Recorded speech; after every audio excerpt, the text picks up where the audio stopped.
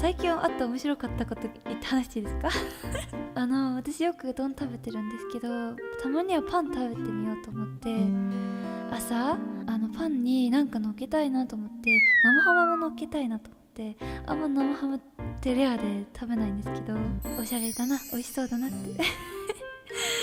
食べようって思ったんですけど、パンがちょっと古かったのでパン焼こうかなって思って、生ハムも焼こうかなって思って一緒に焼いたんですよそしたらハムになって、ハムがせっかくの生ハムがパンになったパンじゃない、ハムになって食べる時にハムになってシュンってなりました面白かった。